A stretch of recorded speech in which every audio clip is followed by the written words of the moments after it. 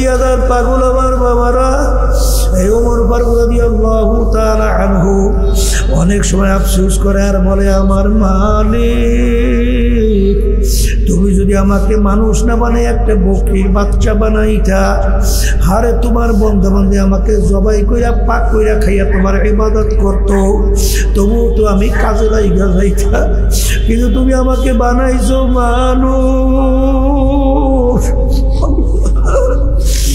যেই মামলার তদবির নাই ওই মামলারও কিন্তু খালাস নাই।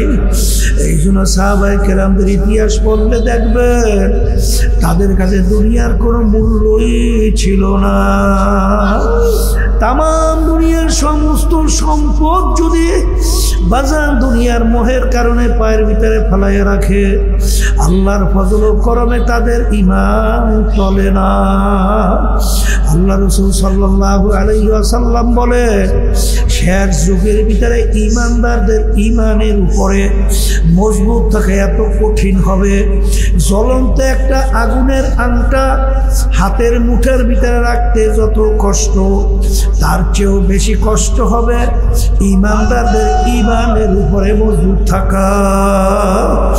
আমার বাজানদেরকে বলবো, পর্দারে মা বোনদেরকে বলবো, বাজার কিয়ামত পর্যন্ত এক শ্রেণীর আল্লাহর বান্দা-বান্দি থাকবে, তারা ঈমানের উপরে মজবুত থাকবে, কিন্তু বাজান তাদের সংখ্যাটা হবে ছোট। যত ছোট হোক না কেন, আমি তো আল্লাহর ফজল করবে নিয়াত করছি, ঈমানের উপরে মজবুত থাকতে চাই। যত বিপদ মুসিবত আসুক না কেন, বাজানদেরকে জিজ্ঞাসা করবো, পর্দালে মা বোনরা যারা শুনতেছেন, ঈমানের উপরে মজবুত থাকার জন্য কে কে নিয়াত করছেন? আল্লাহ নারায়ে তাকবীর, আলহামদুলিল্লাহ বলে হাত নামান। আল্লাহ আপনি কবুল করেন। মালিক জফুল কালাম আপনার হাতে। আল্লাহ বাজান মায়ের কোলের দুধ পানকারী বাচ্চা, যদি মা তাকে দুধ ইচ্ছা করে না দেয়, বাচ্চাকে দুধ জোর করিয়া মায়ের দুধ খাওয়ার শক্তি বাচ্চার নাই, কিন্তু যখন বাচ্চা ওয়া ওয়া কইরা কান্না, মায়ের কাছ হাতের থেকে ঠাস করিয়া পইরা যায়, মা বাচ্চার কান্না সহ্য করতে পারে না, দৌড়ে আইসা মা দেখে বাচ্চার তামাম শরীরে পায়খানা প্রস্রাবে ভরা। মা রাগ করে সন্তানকে আগুনেও ফেলায় না, পানিতেও ফেলায় না, ধোয়াইয়া পোষাইয়া কোলে নিয়ে আদর করে চুমা দেয়।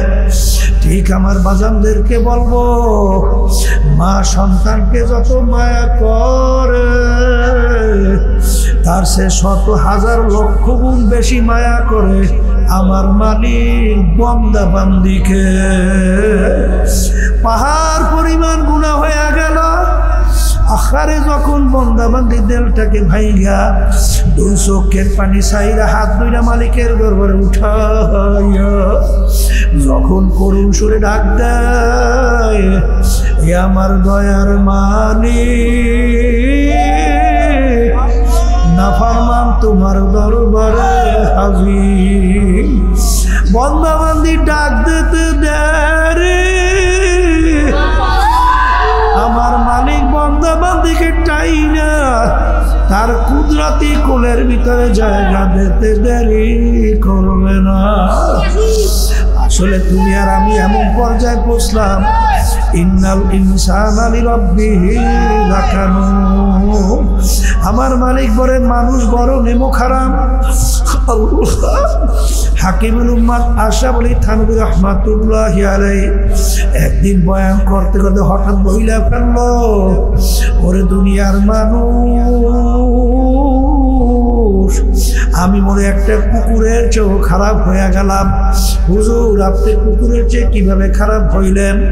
আমরা অনেকে বাড়িতে কুকুর পালি, কুকুরকে আমরা কোনো ভালো জিনিসের ভাগ দেই না। আমরা গোশত খাইয়া হাড্ডি বাহিরে ফালাই, মাছ খাইয়া কাঁটাগুলো বাহিরে ফালাই। কুকুর হাড্ডি কাটা কাটা খাইয়া তার নিজের জীবনকে বাঁচায়। মালিক রাত্রে নাকটাই না ঘুমায়,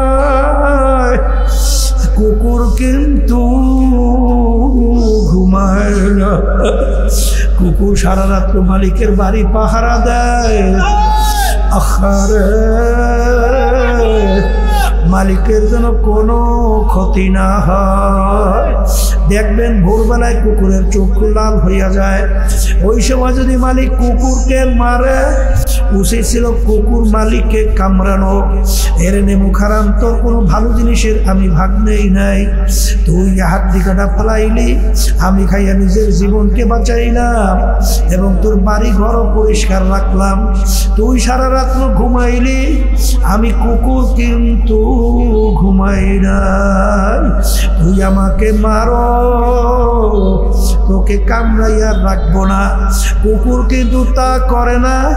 কুকুর লেজটাকে পেটের নিচে ঢুকাইয়া কান্দুর একটু নিচের দিকে নামাইয়া চক্ষুদের একটু বুঝো বুঝবুল আলামিন ফিতনা ফাসাদের যুগে দুনিয়ার সমস্ত কাজ থেকে বিরত রয়েছে। ওলামায়ে কেরামদের মজলিস, জাকিরিন শাকিরিন সাদিকিন, অনেক আল্লাহর খাস বান্দারা এই মজলিসের মধ্যে আছে, যাদের সঙ্গে আমাদের জীবনের একটা সময় আল্লাহ রাব্বুল আলামিন কাটাবার সুযোগ করে দিয়েছেন। শুকরিয়া তার সবাই বলি আলহামদুলিল্লাহ। অনেক লোকের কানে মাহফিলের দাওয়াত পৌঁছার পরেও অনেকের সুযোগ থাকা সত্ত্বেও মাহফিলে আসে না। আবার তালাশ করলে দেখবেন বহু দূর থেকে কষ্ট স্বীকার করে আমার অনেক ভাইরা এই মাহফিলে পাগলের মতো সুইটে চলে আসছে।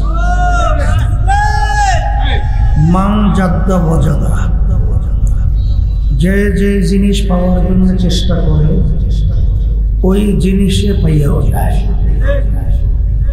দাদাজান আব্বাজান চরমনের জমিনে ঘুমায় আসে। আমার আব্বাজান বলতেন দিনই মাহফিলে প্রথম থেকে শেষ পর্যন্ত থেকে বাড়ি বিদায় হয়ে চলে গেলে আমল নামার মধ্যে কম পক্ষে হলো 50 লক্ষ নেকি এর কম জমা হতেই পারে না। নিয়াত যাদের সহি, আল্লাহকে রাজি খুশির উদ্দেশ্যে যারা আসছে, আল্লাহ রাব্বুল আলামিন তাদের আমল নামার মধ্যে লক্ষ লক্ষ নেকিও দান করবে। এত নেকি পাওয়া যাবে জানার পরেও আশেপাশে রাস্তাঘাটে দোকানে বাজারে ঘরে অনেক আমার ভাইরা দুনিয়ার বিভিন্ন গল্পের মধ্যে লিপ্ত। কেউ টেলিভিশন সাইরা ড্যান্স গানের ভিতরে লিপ্ত, কেউ বিভিন্ন হারাম কাজে টাসের আড্ডায়, জুয়ার আড্ডায়, মদের আড্ডায়। সুযোগ থাকা সত্ত্বেও তারা মাহফিলে আসে না। আসার কারণ হিসেবে আমার আব্বাজান রহমাতুল্লাহি আলাইহি বলতেন বুঝের অভাব, আর এই বুঝের জন্যই মাহফিলের ব্যবস্থা। আল্লাহ রাব্বুল আলামিনের কাছে দোয়া করেন, রব্বুল আলামিন আপনি আমাদেরকে দ্বীনের সহি বুঝ দান করেন। বুঝ কি জিনিস? ওমর ফারুক রাদিয়াল্লাহু তাআলা আনহু প্রথম অবস্থায় কাফেরদের অন্তর্ভুক্ত ছিল। আল্লাহ রাসূল সাল্লাল্লাহু আলাইহি ওয়াসাল্লামকে 100 লাল উট পাওয়ার লোভে আল্লাহর হাবিবকে কতল করতে রওনা করছিল। নাউযুবিল্লাহ। মাঝখানে কি ঘটনা হয়েছে আমরা অনেকেই জানি। অল্প সময়ের ব্যবধানে আল্লাহ রাব্বুল আলামিন এমন বুঝ দান করলেন যে সর্বপ্রথম আল্লাহ রাসূল সাল্লাল্লাহু আলাইহি ওয়াসাল্লাম সহ সাহাবায়ে কেরামদেরকে নিয়ে রাজপথে প্রকাশ্যে নারায়ে তাকবীর স্লোগান দিয়ে আল্লাহু আকবার রাস্তায় নেমে গেছে। এখন সে হয়ে গেল ইসলামের পক্ষের একজন লিডার। একটু আগে ছিল কাফেরদের ভিতরে লিডার, এখন হয়ে গেল ইসলামের পক্ষের লিডার। একটু আগে তার দিন সম্পর্কে, ইসলাম সম্পর্কে, আল্লাহ আল্লাহ রাসূল সম্পর্কে বুঝ ছিল না। অল্প সময়ের ব্যবধানে আল্লাহ রাব্বুল আলামিন এমন বুঝ দান করলেন সে এখন মুসলমানদের ভিতরে একজন লিডার হয়ে গেল। মামলা দুই প্রকার, একটা হলো দুনিয়ার মামলা, আর একটা হলো আখিরাতের মামলা। দুনিয়ার মামলায় যদি মানুষ 5 বারও ঠকে, আবার ওই মামলার ভিতরে চেষ্টা করলে জিতবার আশা করতে পারে।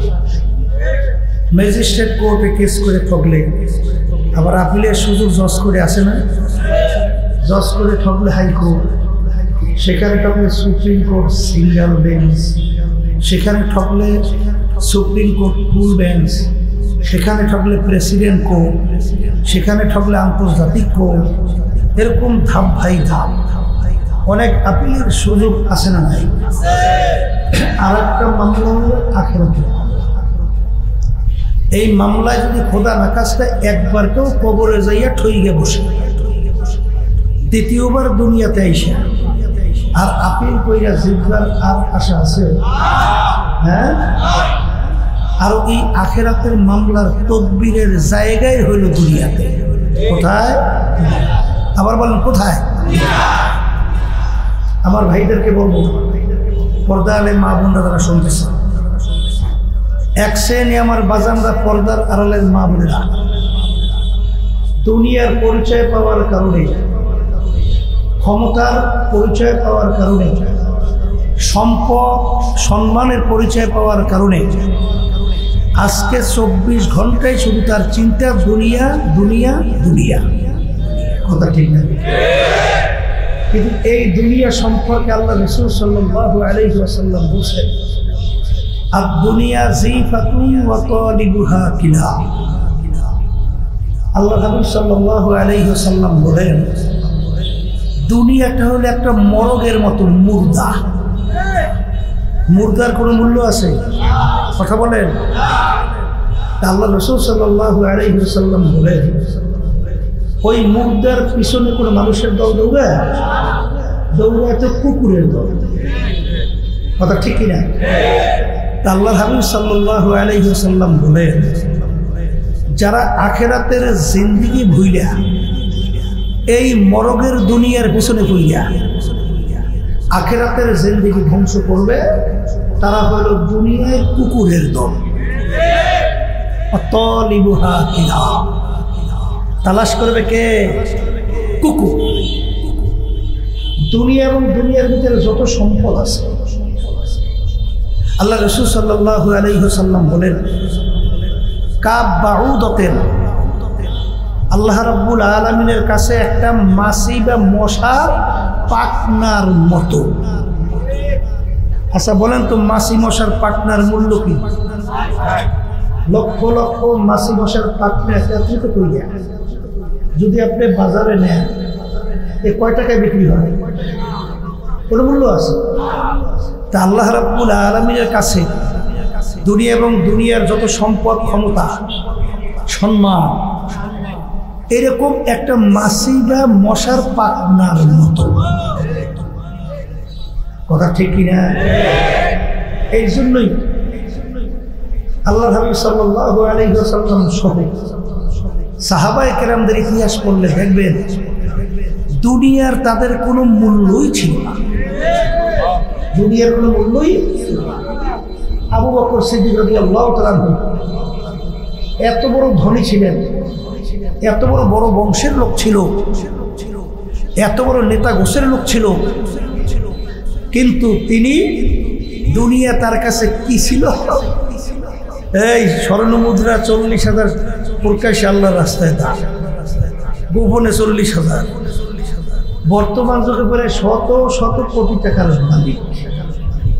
সালার শট গায়ে সালার শট পড়বে, চিড়ে গেছে জোড়া দেওয়ার মতো পয়সাও নাই, কিনবে কি দিয়া? রাস্তায় পড়া বিনামূল্যের চামড়া, সেইটা দিয়ে জোড়া দিস। আল্লাহর হাবিবের দরবারে বসা, এই অবস্থাটা আল্লাহর কাছে বড় পছন্দ হয়ে গেছে।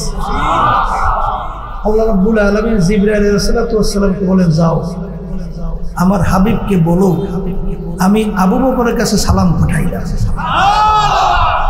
আর জিজ্ঞেস করতে পড়ো আবু বকর এত বড় ধনী, এত বড় বংশের, এত বড় শিক্ষিত, এত বড় নেতা, এই অবস্থায় পড়ার পরে আবু বকর কি আমার খুশি না বেজা? এই যে আল্লাহ জানতে চাইছে। যখন জিবরাইল আলাইহিস সালাতু ওয়াস সালাম আসলেন, আল্লাহর হাবিবকে বললেন, আবু বকর তোমাকে আল্লাহ সালাম পাঠাইছে। জিজ্ঞেস করছে এই অবস্থায়, পরে পরে আল্লাহ খুশি বেজা আল্লাহ জানতে চাইছে। তখন তিনি দুই চোখের পানি ছাড়ে আর বলে, ইন্নী লিরাব্বিন নাস, আমি আমার আল্লাহর উপরে খুশি, আমি আমার মাওলার উপরে রাজি। কথা ঠিক না ভাই? ঠিক। এই সাহাবায়ে কেরামদের ইতিহাস বলে দেখে, ওসমান গনি রাদিয়াল্লাহু তাআলা নামই হলো ধনী ওসমান। নাম কি? এখন মদিনা শরীফ দেখবেন বড় বড় মাজরা তার নামে এখনো আছে, আছে না? দেখেন তার কাছে দুনিয়ার মূল্যটা কেমন। বড় ব্যবসায়ী, ব্যবসায়ীর মাল আসছে অনেক বড় বহর মালের দাম এত বাড়ছে 1 টাকা থেকে 4 টাকা। তখন তিনি বলতেছেন, আমার মালের দাম বাড়তে বাড়তে 1 টাকায় 4 টাকা হয়েছে, এর চেয়েও বড় একটা সুসংবাদ আমার কাছে আছে, 1 টাকায় 10 টাকা। এই কথা বললে সমস্ত মাল আল্লাহ রাস্তায় দান করেছে। কথা ঠিক নেবে? ঠিক। তাদের কাছে দুনিয়ার মূল্য কেমন? এক যুদ্ধের ব্যাপারে আল্লাহ রাসূল সাল্লাল্লাহু আলাইহি ওয়াসাল্লাম বলেন, সহযোগিতার জন্য এই নেকের পাল্লা ওমর ফারুক রাদিয়াল্লাহু তাআলা চিন্তা করল যে আবু বকরের সঙ্গে কোনো নেকের পাল্লায় পারি না। এইবার আবু বকরের মালও কম, দানও করতে পারবে কম, আর সবও পাইবে কম। আর আমার আল্লাহ মালও দেশে বেশি, দানও করবো বেশি, সবও বেশি। ওমর ফারুক রাদিয়াল্লাহু তাআলা মাল নিয়ে আসছেন, প্রায় অর্ধেক পরিমাণ বিরাট মালের স্তূপ। ওসমান গনি রাদিয়াল্লাহু তাআলা মাল নিয়ে আসেন কিনে রাখ, বিরাট মালের স্তূপ। আবু বকর সিদ্দিক রাদিয়াল্লাহু তাআলা মাল নিয়ে আসেন পোটলায় বাজা একটা করোনা লেখা। আল্লাহ রাসূল সাল্লাল্লাহু আলাইহি ওয়াসাল্লাম জিজ্ঞেস করেন, এই ওমর কি নিয়ে আসছো? বলো, হে আল্লাহ রাসূল সাল্লাল্লাহু আলাইহি ওয়াসাল্লাম, প্রায় অর্ধেক পরিমাণ মাল কোথায়? ওই মাশাআল্লাহ অনেক মাল। ওসমান হুজুর 3-1 প্রায় ওই মাশাআল্লাহ। আবু বকর তুমি? বলে হুজুর ওই কি পরিমাণ আনছো? বলে হুজুর আমার যত মাল ছিল এমনকি ঘরের নুনের বাটিটাও পর্যন্ত নিয়ে আসছে। আবু বকর ঘরে নাই খেয়েছো? বলে ঘরে নাই খেয়েছি আল্লাহ এবং আল্লাহর রাসূলকে। দুনিয়ার মহব্বত বুঝেন তো? দুনিয়ার মহব্বত বুঝেন? আবার কথা আছে, এই মহব্বতের সম্পর্ক কিন্তু কলবের সাথে, অন্তরের সাথে। কি সাথে? আবার বলেন না। বড় পীর আব্দুল কাদের জিলানী রাহমাতুল্লাহি আলাইহি হাদিস পড়াইতেছেন, একজন এসে সংবাদ দিল, হযরত আপনার মাল জাহাজ মাল সহ সমুদ্রে ডুবে গেছে। হুজুর শোনার পরে বলে, ইন্না লিল্লাহি ওয়া ইন্না ইলাইহি রাজিউন। এইটা বললে চক্ষু বন্ধ করে মাছের নিচের দিকে রাখছে, কতক্ষণ পর উঠেস পড়ো। ছাত্ররা বলে, হযরত ব্যাপার তো কিছু বুঝলাম না। আপনি যখন শুনলেন জাহাজ ডুবে গেছে, ইন্না বললেন, এরপরে চক্ষু বন্ধ করে নিচে মাথা নামাইয়া কিছুক্ষণ থাইকে আবার উঠে বলেন পড়ো, কারণ কি? হযরত বলতেছেন, যখন আমার কাছে সংবাদ আসছে সুন্নাত হিসাবে আমি ইন্না লিল্লাহি ওয়া ইন্না ইলাইহি রাজিউন, এরপরে চক্ষু বন্ধ করে আমার দিলের দিকে আমি তাকাই আছি, যেই মাল যে জাহাজ ডুবে গেছে এতে আমার দিলের ভিতরে কোনো অস্থিরতা তৈরি হয়েছে কিনা, হাহুতাশ। আল্লাহর খাস মেহেরবানিতে আমার অন্তরের ভিতরে কোনো হাহুতাশ পেরেশানি তৈরি হয় না। এটা কির সাথে সম্পর্ক বলেন? বড় পীর আব্দুল কাদের জিলানী রাহমাতুল্লাহি আলাইহি দরবারে এক আলেম যাওয়ার পরে দেখে শান শওকতের অভাব নাই। সে চিন্তা করি, এত শান শওকতওয়ালা মানুষ আল্লাহর ওলি হয় কেন? তখন তিনি একটা ওয়ালের ভিতরে লেখছে, নামার দস্ত এ দুনিয়া দোস্তে ধারা। দেখেছে এত বড় মালওয়ালা দুনিয়াদার, আল্লাহ আল্লাহ এক ছেলেকে সামনে আর কিছু লেখে নেই। আর একজন যখন দেখে তখন তিনি সামনে মেসরা মিলিয়ে দেয়, আগার দারাত বেবরায়ে দোস্তে দারা। যেই সম্পদ যেই মা আল্লাহকে রাজি খুশির জন্য হয়, ওই সম্পদ মালের কোনো সমস্যা নাই। তাহলে সাহাবায়ে কেরামদের ভিতরে ধনী ছিল কি ছিল না? আসতে কয়। এই জন্য আমার বাজানদেরকে বলবো, সেনে রাস্তায় যে মানুষের কাছে টাকা পয়সা চায়, আছে না একদম? সে রাস্তায় ফকির হওয়ার পরেও দুনিয়াদার হইতে পারে, আবার রাস সিংহাসনে বৈশাও সে আল্লাহ হইতে পারে। কথা ঠিক না? ঠিক। এরা কিসেতে সম্পর্ক? আবার কন্যা, তাহলে বুঝতে হবে যারা নাকি আজকে দুনিয়ার জন্য মানুষকে খুন করতেও দ্বিধা করে না, আসতে কয় আশরাফুল মাখলুকাত, মানুষকে মারতেও দ্বিধা করে না। নাউযুবিল্লাহি মিন যালিক। হ্যাঁ, গরিব দুঃখী মেহনতি আমার বাজানদের কষ্ট অর্জিত সম্পদ, মাথার ঘাম পায়ে পড়ছে, সেই টাকা ট্যাক্স ভ্যাটের মাধ্যমে সরকারি ফান্ড জমা হয়, আর সেই টাকা ক্ষমতার চেয়ারে বসে বিদেশে পাচার করে। আছে না নাই? আরে কপাল রে কপাল। এরপরে দেখবেন মিথ্যা কেস, কেস বাণিজ্য। খাগড়াছড়িতে গেছিলাম, সেখানে আমাদের একটা লোক প্রায় 3.5 মাস কম বেশি একটু জেল খাটার পরে বেরোইছে। কি হয়েছে? বলে হুজুর এরকম একটা কেসের নথির ভিতরে প্রায় 1100-র মতো আসামি করছে। বলছেন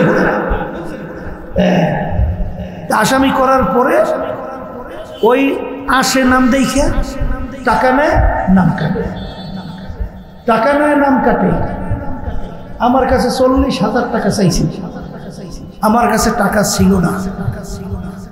তা টাকা না থাকলে আমি দেবো কোথা থেকে? তা শেষ পর্যন্ত 3.5 মাসের মতো জেল খাইটিয়া তারপর বের হয়েছে। মানুষ না শুয়ারের চেয়েও খারাপ। হ্যাঁ, আবার এই যে চাঁদাবাজি করে মানুষটা শুয়ারের চেয়ে খারাপ। এর ভিতরে ঈমান আছে? আল্লাহ রাসূল সাল্লাল্লাহু আলাইহি ওয়াসাল্লাম কি বলছেন?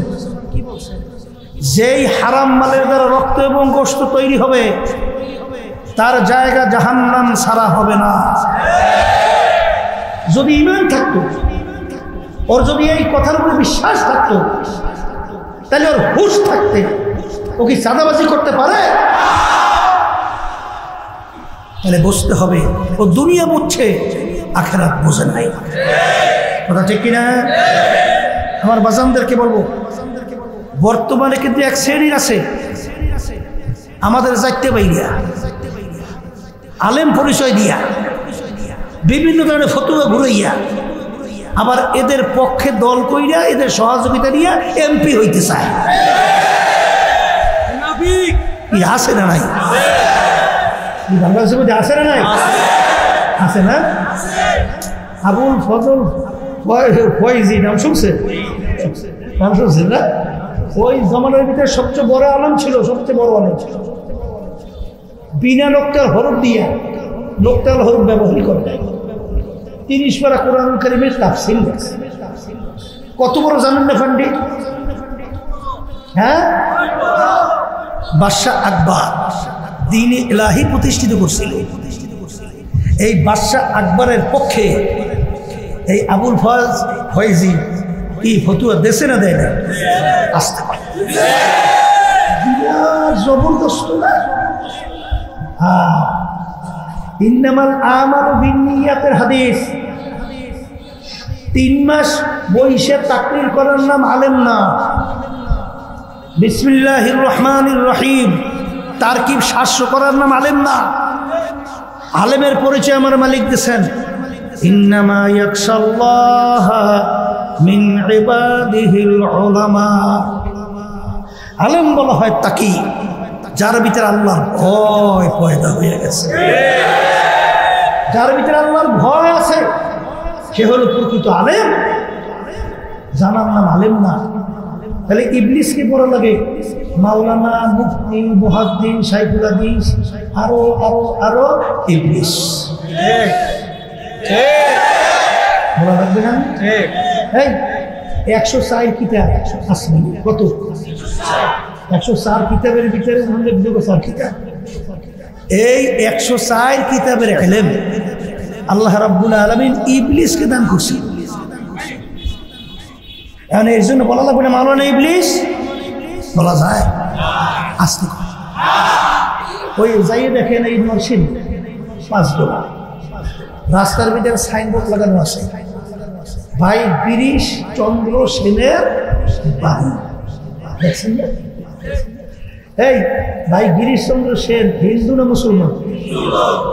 এই গিরিশ চন্দ্র সেন নাকি কোরআন কারীমের 30 পারা অর্থ লাগছে, শোনেন নাই? তাহলে কি বড় আলেম না? হাওয়া কয় কি কোরআন কারীমের 30 পারা অর্থ লাগছে, আপনি তাহলে ছোট আলেম বলবেন? হ্যাঁ, কি এখন বলা লাগে না মাওলানা গিরিশ চন্দ্র সেন? বলা যায়? তাহলে বুঝে গেল জানার নাম কি না। আবার বলে জানার নাম আলেম কাকে বলে? ইন্নামা ইয়াখশাল্লাহা মিন ইবাদিহিল উলামা। যার ভিতরে আল্লাহর ভয় পয়দা হবে সে হলো প্রকৃত আলেম। দেখেন না বাংলাদেশের ভিতরে আবার আলেম নাম দিয়া কুফরি তন্ত্রমন্ত্র বাস্তবায়ন করতেছে, সেই দলের সাথে আবার অমুক দল। শোনেন না? শোনেন না? আছে না নাই? এই হুব্বুদ দুনিয়া রাসু কুল্লি খতিয়াতিন। আল্লাহ রাসূল সাল্লাল্লাহু আলাইহি ওয়াসাল্লাম বলেন সমস্ত গুনার মূলই হলো এই দুনিয়ার মহব্বত। কিসের মহব্বত? হ্যাঁ, এই সমস্ত গুনার মূল। কথা বুঝেন নাই? এই জন্য আমার বাজানদেরকে বলবো, এ কপাল ঘোরানা হাকিকত সে তু দুনিয়া বে খবর হ্যায়, দুনিয়া কে নুমাইশ পর নজর হ্যায়। এ মামলা দুইটা, একটা হলো দুনিয়ার মামলা আর একটা আখিরাতের মামলা। দুনিয়ার মামলায় 5 বার ঠকলে আবার চেষ্টা করলে জিতবার আশা করা যায়, কিন্তু আখিরাতের মামলায় যদি একবার কেউ থইলে বসো আর দ্বিতীয়বার দুনিয়াতে আইসা আপিল কইরা জিতবার কিন্তু আর আশা না। কি ভুল না ঠিক? ভুল না ঠিক? এই জন্য আমার বাজানদেরকে বলবো, শোনেন, দেখেন সাহাবায়ে কেরামদের ইতিহাস পড়েন, আল্লাহর ওলিদের ইতিহাস পড়েন, আর আমাদের ঈমানটাও আনতে হবে সাহাবায়ে কেরাম যেভাবে ঈমান আনছিল। কথা ঠিক না? ঠিক। এই সাহাবায়ে কেরামদের মতো ঈমান আনতে বলছে কে? কে বলছে? আমিনু কামা আমানান নাস। আল্লাহ রাব্বুল আলামিন বলেন তোমাদের ঈমানের ধরনটা হবে সাহাবায়ে কেরাম যেভাবে ঈমান আনছে। কথা ঠিক কি না? এই সাহাবায়ে কেরামদের ঈমান কেমন ছিল? কেমন ছিল? দুই একটা উদাহরণ দিলে তো কিছুটা বোঝা যায়। নীল নদী প্রতি বছর একটা সময় শুকিয়ে যাইত। যদি একটা সুন্দরী মেয়েকে যদি নীল নদীর ভিতরে বলি দেওয়া হয় তাহলে নীল নদীর পানি আসে, আর ওই পানি দিয়া এমন গুরুত্ব, ওই পানি মানুষ খাইয়া বাঁচে, আর ওই পানি দিয়া ফসল হয়, ফসল খাইয়া মানুষ বাঁচে। নীল নদীর পানি না থাকলে মইরা সব সাপা। কথা ঠিক কিনা? এখন ওমর ফারুক রাদিয়াল্লাহু তাআলা খলিফা ছিলেন, আর নেতৃত্বের ভিতরে যখন নীল নদী এসে গেছে, এখন নিয়ম অনুযায়ী নীল নদীর পানি শুকিয়ে গেছে। এখন নিয়ম কি? একটা যুবতী সুন্দরী মেয়েকে ধরিয়া জবাই। ইসলামে জায়েজ আছে না? জায়েজ? তাহলে বর্তমান যুগ হইলে আল্লাহ মাফ করে জানি না কত ফতুয়া আছে বের হইতো। এই লক্ষ লক্ষ মানুষ বাঁচা লাগবে আগে দে ধরি একটা রে সবাই তখন ফতুয়াটা কি হইতো একটা জানের বিনিময়ে লক্ষ লক্ষ জান তো আগে বাঁচা লাগবে উভয় তো নাই দে ধরিয়া মোবাইল এলাকার লোক যখন গভর্নর নীল নদীর পানি শুকায় গেছে যুবতী সুন্দরী মেয়ে জবাই না করলে পানি আসে না এখন কি করা গভর্নর চিন্তা করলো ইন্ডিয়া লিল্লা কি বলে ইসলামে তো জায়েজ নাই আমিরের থেকে হুকুম না পাওয়ার পর্যন্ত কিছু করা যায় না আমিরের কাছে সংবাদ গেল আমির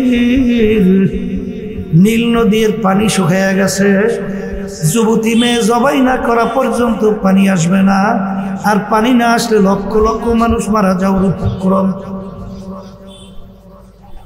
আমির বলে কথার কথা ইন্ডিয়ান ইন্ডিয়া বলো কি তাহলে একটা মহিলা একটা মেয়ে জবাই দেওয়ার মধ্যে নীল দরিয়ার পানি আসা না আসা এই ক্ষমতা তাহলে আমার আল্লাহর ক্ষমতা কোথায়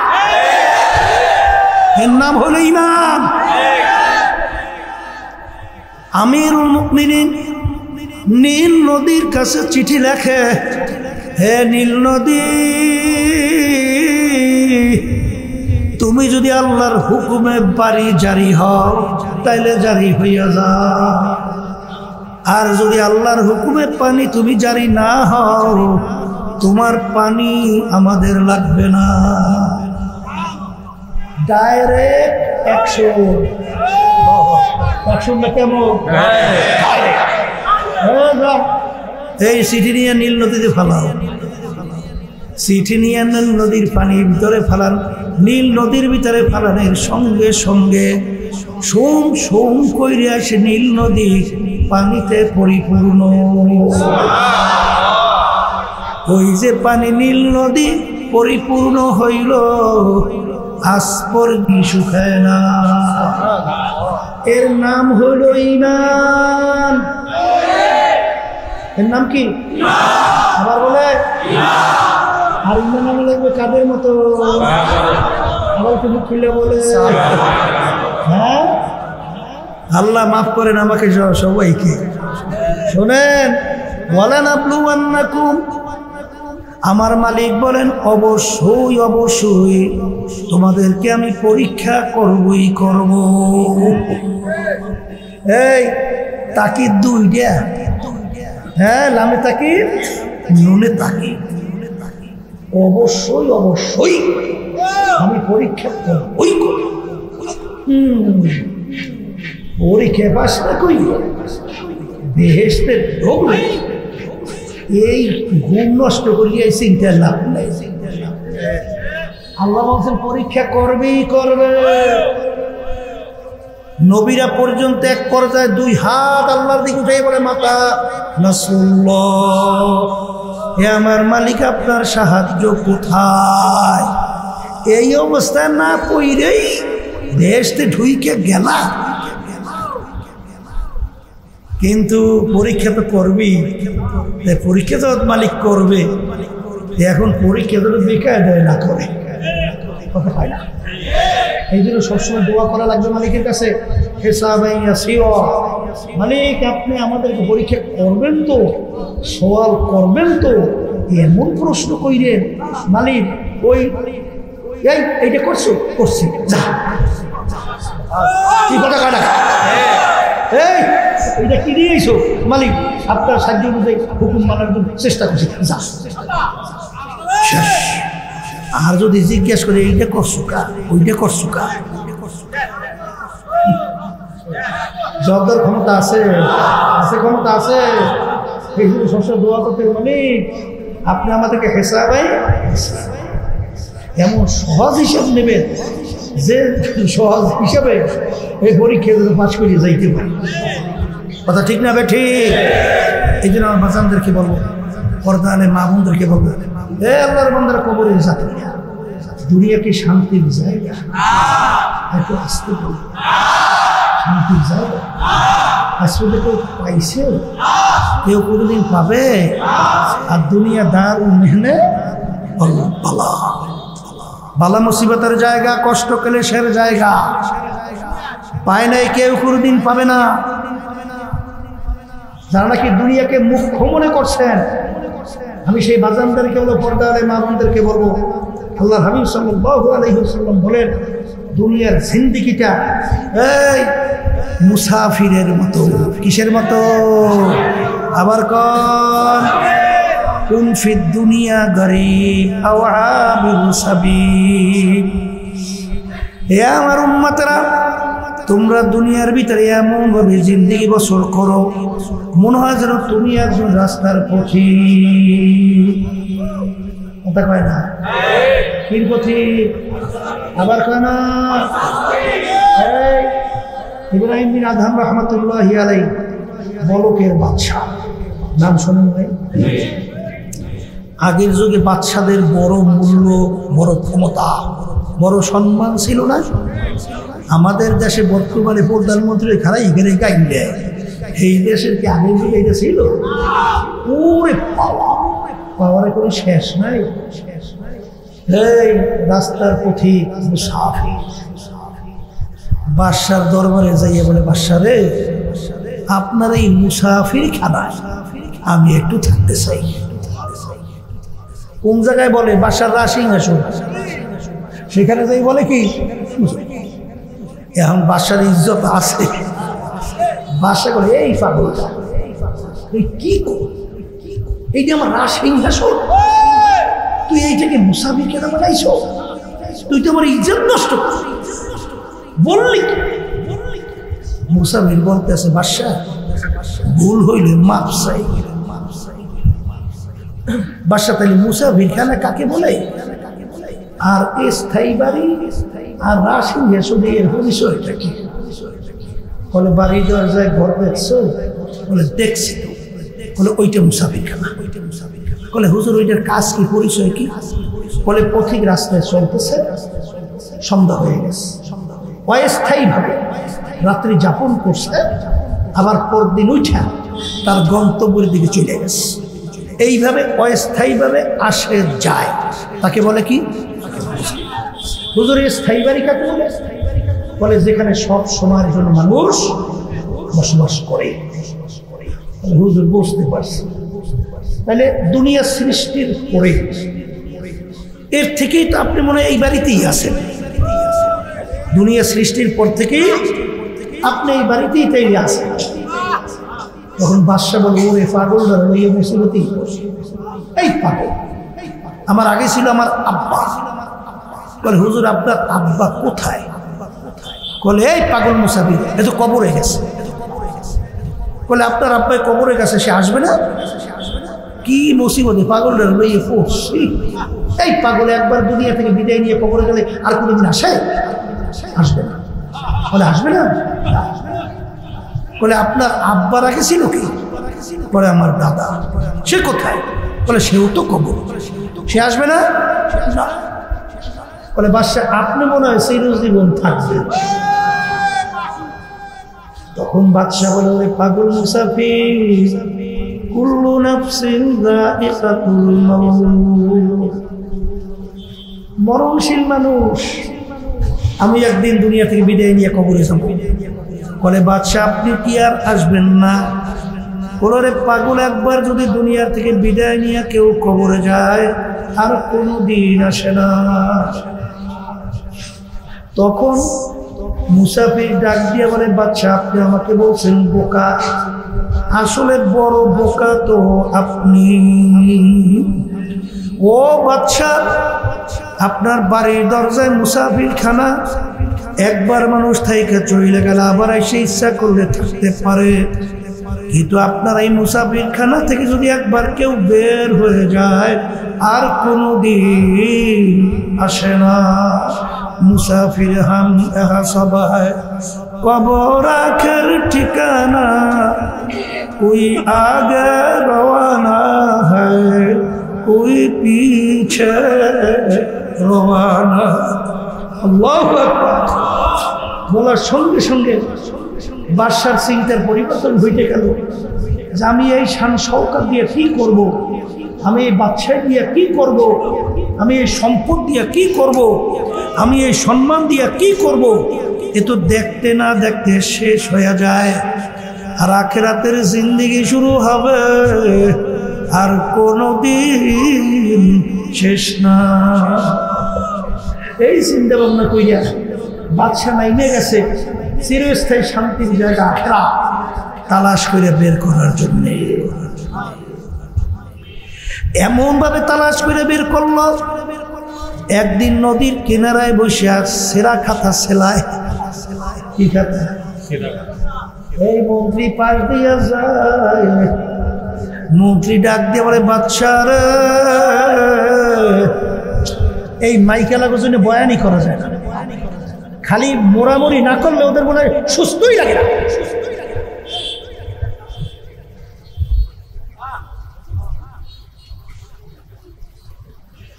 বাদশাহ আপনি বাদশাহ হিসেবে কি পাইলেন? বাদশাহ সাইরা কি পাইলেন? এখন তো দেখি আপনি সেরা খাতা সেলাইতে আছেন। তখন বাদশাহ ডাক দিয়ে বলে মন্ত্রী রে, আমি যে সম্পদ পাইছি দুনিয়ার কোনো বাদশাহ যদি জানতো, সমস্ত শক্তি ব্যয় কইরা হলেও আমার এই সম্পদ ছিনিয়ে নেওয়ার চেষ্টা করত। বাদশাহ কি সম্পদ পাইলেন? হাতের ভিতরে সুই উঠাইয়া নদীর ভিতরে ফিক দিয়া ফেলাইয়া দিয়েছে। আলাই দিয়া ডাক দিয়ে বলে নদীর মাছ, আমার সুইচটা উঠাইয়া দেয়। মাছ মুখের ভিতরে সুইচ দিয়া সামনে এসে হাজির। মন্ত্রী কি পাইছি দেখছো? हकीकत से तो दुनिया बेखबर है, हकीकत से तो दुनिया बेखबर है, दुनिया की नुमाइश पर नजर है, फसौफ तरा इदिन कशफल गुबारो अफरासुन तहत रजलका आम हिमारो। हे बड़लोक आमार बाबारा, हे धनी आमार बाबारा, हे पीर मुफ्ती मुहाद्दिस आमार बाबारा, हे चेयरमैन मेम्बर एमपी मिनिस्टार आमार बाबारा, हे बड़ो सम्मानित सेक्रेटारि सभापति आमार बाबारा, माझे माझे एकटु चक्षु बंद करो, एरपर मुराकाबा करो, तारपर कबरे रওনা करो।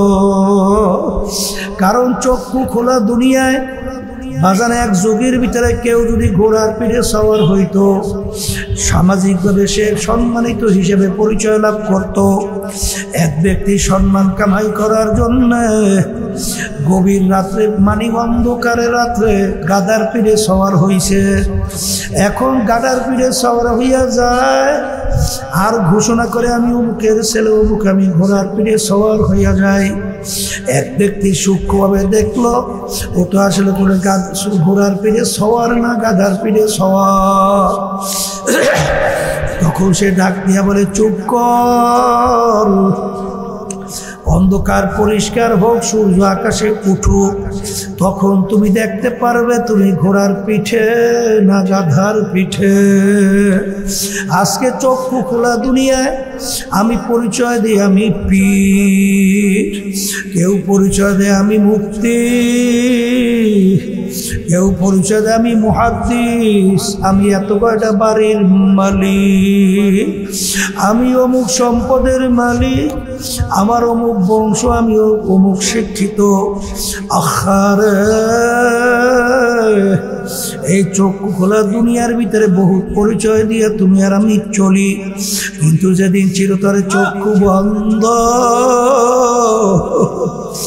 তখন তুমি দেখতে পারবে তুমি অমুক তমুক সমুকরা খোদা না কাছতে একজন জাহান্নামের কয়েদি। এই জন্য আল্লামা জিলি রহমাতুল্লাহি আলাইহি লেখেন, কবরে যাইয়া মা পাওয়ার আগ পর্যন্ত নিজেকে নিজে একটা শুয়ারের চেয়ে ভালো মনে করা যায় না। ওমর ফারুক রাদিয়াল্লাহু তাআলা আনহু তার ইতিহাস পড়লে দেখবেন কাঁদতে কাঁদতে মাওলার ভয়, মাওলার আযাব ও গজবের ভয় গালের ভিতরে দাগ পড়ে গেছিল। লোকেরা বলে হুজুর ঔষধ লাগান ভালো হবে। আমির বলেন এ আমার সাথীরা, আমার মালিক যখন জিজ্ঞাসা করবে ওমর কি আমল নিয়ে আসছ, বলবো মালিক কাঁদতে কাঁদতে দাগ পড়াইয়ে নিয়ে আসছি। আর অনেক সময় রাস্তা দিয়ে আমির হাঁটতে হেজা কুটানারা পাইয়া হাতের ভিতরে উঠাইয়া তাকাইয়া তাকাইয়া দু চোখের পানি ফালায় আর কান্দে আর বলে ফেজা কুটানারা তুই আমার চেয়ে অনেক ভালো, কারণ তুই মাটির সঙ্গে মিলা যাবি, তোর হিসাব নাই নিকাশ নাই বেহেশত নাই জাহান্নাম নাই। আর আমি ওমর হইলাম মানুষ, আমার মালিকের সামনে দাঁড়াইয়া হিসাব দেওয়া লাগবে। এ দুনিয়াদার পাগল আমার বাবারা, এই ওমর ফারুক রাদিয়াল্লাহু তাআলা আনহু অনেক সময় আফসোস করে আর বলে আমার মালিক তুমি যদি আমাকে মানুষ না বানাই একটা বকরির বাচ্চা বানাইতা, হারে তোমার বন্ধু বান্ধব আমাকে জবাই কইরা পাক কইরা খাইয়া তোমার ইবাদত করতো, তবুও তো আমি কাজে লাইগা যাইতা, কিন্তু তুমি আমাকে বানাইছো মানুষ।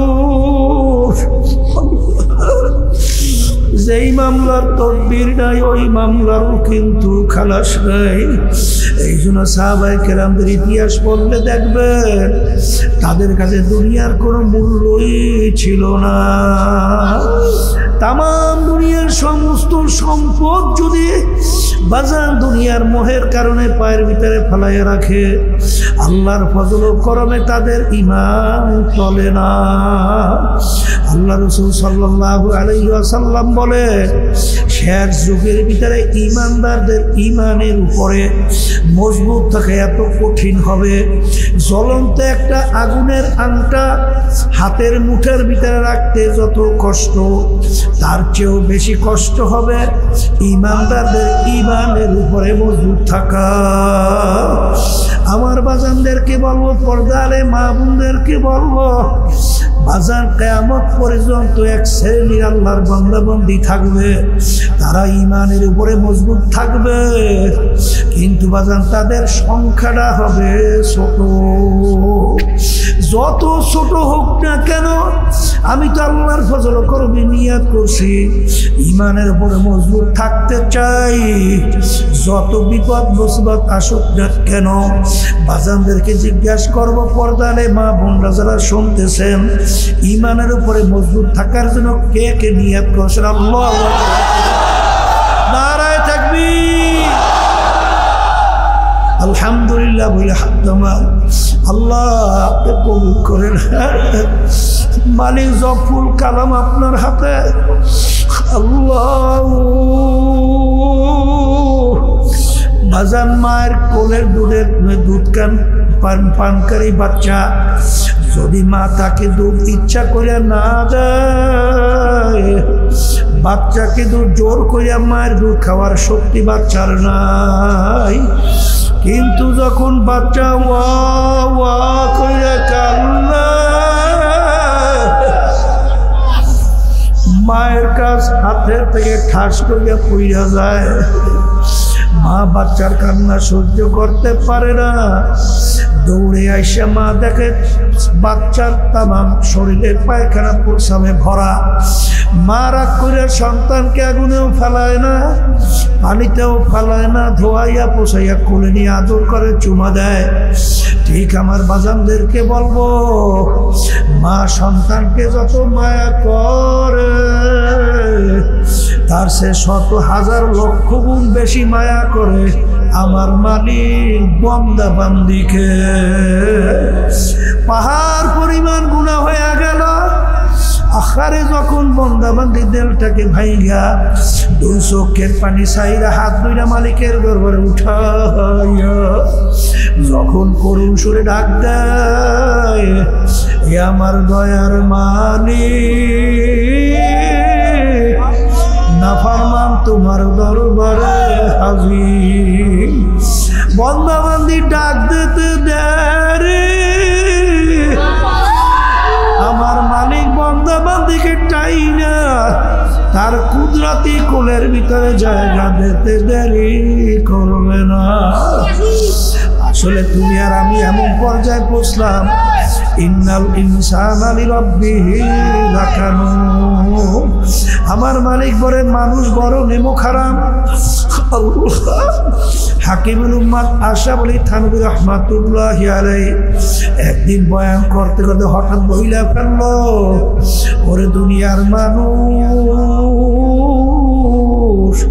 আমি মনে একটা কুকুরের চেয়েও খারাপ হয়ে গেলাম। হুজুর আপনি কুকুরের চেয়ে কিভাবে খারাপ হইলেন? আমরা অনেকে বাড়িতে কুকুর পালি, কুকুরকে আমরা কোনো ভালো জিনিসের ভাগ দেই না। আমরা গোশত খাইয়া হাড্ডি বাহিরে ফালাই, মাছ খাইয়া কাঁটাগুলা বাহিরে ফালাই। কুকুর হাড্ডি কাটা খাইয়া তার নিজের জীবনকে বাঁচায়। মালিক রাত্রে নাকটাই না ঘুমায়, কুকুর কিন্তু ঘুমায় না। কুকুর সারা রাত্র মালিকের বাড়ি পাহারা দেয়।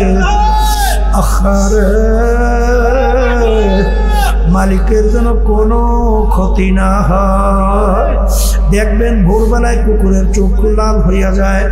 ওই সময় যদি মালিক কুকুরকে মারে, উচিত ছিল কুকুর মালিককে কামড়ানো। এর নেমু খারাম, তোর কোনো ভালো জিনিসের আমি ভাগ নেই নাই। তুই হাড্ডি কাটা ফেলাইলি, আমি খাইয়া নিজের জীবনকে বাঁচাইলাম এবং তোর বাড়ি ঘরও পরিষ্কার রাখলাম। তুই সারা রাত্র ঘুমাইলি, আমি কুকুর কিন্তু ঘুমাই নাই। তুই আমাকে মারো, তোকে কামড়াইয়া রাখবো না। কুকুর কিন্তু তা করে না।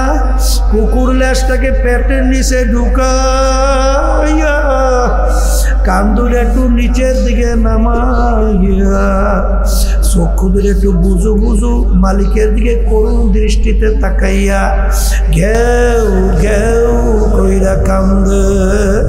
মনে হয় যেন কুকুর বলে, হে আমার মালিক, তুমি আমাকে মাইরো না, তুমি আমাকে মাফ করে দাও।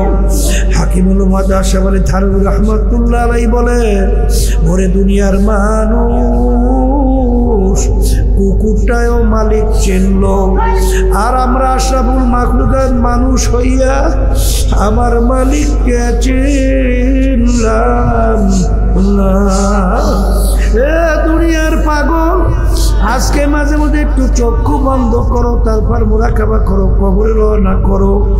আমরা চক্ষু দিয়ে দেখি নেয়ামত আমার মাওলার, জবান দিয়া কথা বলি নেয়ামত আমার মাওলার, হাত দিয়া কাজ করি নেয়ামত আমার মাওলার, পাও দিয়া হাঁটি নেয়ামত আমার মাওলার, ব্রেন দিয়া পড়াশোনা কইরা ডিগ্রি অর্জন করি, ব্যবসা বাণিজ্য করে সম্পদ উপার্জন করি, নেয়ামত আমার মাওলার। সমস্ত নেয়ামত ভোগ করলাম আমার মালিকে, আর নেমো খারামি করলাম আমার মালিকে। এই জন্য আমার বাজানদেরকে বলবো, পর্দালে মামুনদেরকে বলবো, কুল্লু নাফসিন যায়িকাতুল মাউত। প্রত্যেকটা জানদার একদিন না একদিন তার মৌতের শরাব পান করা লাগবে। ওয়ালাউ কুনতুম ফি বুরুজিন মুশাইয়াদা, কেউ যদি শক্ত পাথরের পাহাড় কেইটাও লুকাও, মালাকুল মউত সময় মতো হাজির। এই জন্য আমার বাজানদেরকে বলবো, পর্দালে মা বোনদেরকে বলবো, বাজান রে মরণ তো লাগবি, মামলাও কিন্তু দুইটা। আখেরাতের মামলা সম্পদ গুছাইয়া তারপর দুনিয়া থেকে বিদায় নিয়ে কবরে রওনা করা লাগবে। আমার বাজানদেরকে, পর্দালে মা বোনদেরকে বলবো, এক শ্রেণী আমার বাজানরা দুনিয়ার মোহের ভিতরে পইরা এমন দলের সঙ্গে সম্পর্ক রাখে, যেই দল দুনিয়ামুখী, যাদের অপরাধ এবং যেই নীতি আদর্শ বাস্তবায়ন করতে চায়, মানব রচিত কুফরি তন্ত্র মন্ত্র, বাজান তার সঙ্গে যদি তুমি জড়াইয়া দলভুক্ত হও, আমি কোরআনুল কারীম থেকে আয়াত শরীফ শুনাইয়া রাইখা যাই, কে মানবা তা জানি না। আল্লাহ রাব্বুল আলামিন বলেন, ইয়াউমা নাদউ কুল্লা উনাসিন বিইমামিহিম, কিয়ামতের ময়দানে আমার মালিক প্রত্যেকটা মানুষকে তার দলের নেতা নেত্রীর সঙ্গে ডাকবে। ডাইকে আমার মালিক বলবেন তোর দলের নেতা নেত্রী যেদিকে যায় ওদের পিছনে পিছনে সেই দিকে চইলা যা। এক কথায় আমার মালিক বলছে তোর দলের নেতা নেত্রীর যেখানে জায়গা তোরও সেইখানে জায়গা। বাজার এই কথা কিন্তু আমি বলি নাই, কোনো পীর বলে নাই, কোনো মুফতি মুহাদ্দিস বলে নাই। আল্লাহ রাব্বুল আলামিন বলছে আমি শুনায় রাইখা যাই, কে মানবেন তা জানি না, তবে বাজানদেরকে বলবো যারা হারামকে হারাম মনে করেন না, ঘুষকে ঘুষ মনে করেন না, চাঁদাবাজিকে চাঁদাবাজি মনে করেন না, হারে ধোকাবাজি করে ব্যবসায় সম্পদ বাড়াইতে চিন্তাও করেন না, আমি সেই বাজানদেরকে বলবো সম্পদ কার জন্য রাইখা যাও। আরে আমি তো একদিন আসবে যেদিন তোমাকে মাটির গর্তের ভিতরে রাইখা আসবে, তোমার সম্পদ নিয়ে সন্তানরা মারামারি কাটাকাটি করবে, তোমার কবরে যদি আমার মাওলা খবর না ওই কবর তো অন্ধকার হইয়া যাবে, ওই কবরে জাহান্নামের আগুন উড়াইসে ভইরা যাবে, ওই জাহান্নামে 99 বিষাক্ত সাপ জমা হবে, দুইজন ফেরেশতা কিয়ামত পর্যন্ত গুরু দিয়া পিটাবে, তখন তোমার এই সম্পদ কোন কাজে লাগবে? এই জন্য আমার বাজানদেরকে বলবো এত টাকা রাখবা কোথায়, কাপড়ে যে পকেট নাই। এ দুনিয়াদার পাগল আমার বাবারা, পর্দার আড়ালের মা বোনেরা, বাজানদেরকে বলবো পর্দার মা বোনেরা শুনতেছেন, কোরআনুল কারীম কিন্তু সত্য, আর কোরআন এবং হাদিসের বাহিরে কোনো বেহেশতের রাস্তা নাই।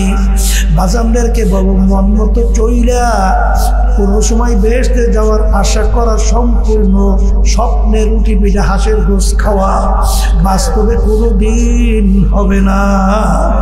এই জন্য আমার বাজানদেরকে বলবো, পর্দারে মা বোনদেরকে বলবো, আমার মালিক যখন মাহফিলে নিয়ে আসছেন, আমার মালিক বড় দয়ার মায়ার মালিক, দেবটাকে ভাইঙ্গা দুই চোখের পানি ছাইরা মালিকের দরবারে গুনার কথা মনে করিয়া মাপ চাও।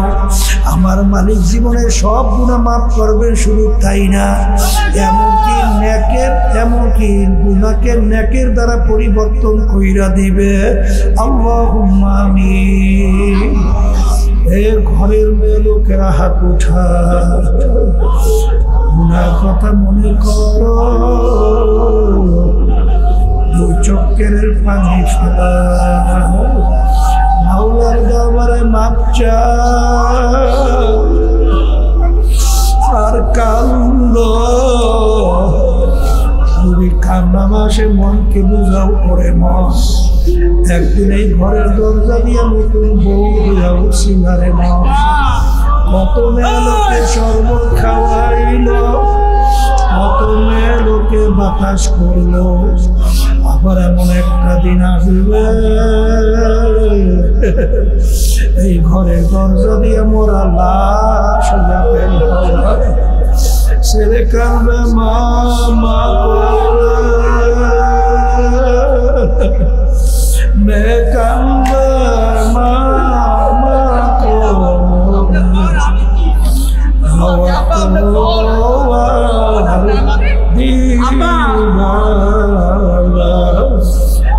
আপনি মাঠের দিকে চাইয়া দেখেন আপনার বান্ধবরা কিভাবে কাঁদবে। আমাদের ছেলেও মরে নাই, মেয়েও মরে নাই, গুনাহ করে বসছি মাফ করে দেন গো মাওলা, আল্লাহ যাদের ছেলে মাহফিল হইল, তারা মাহফিল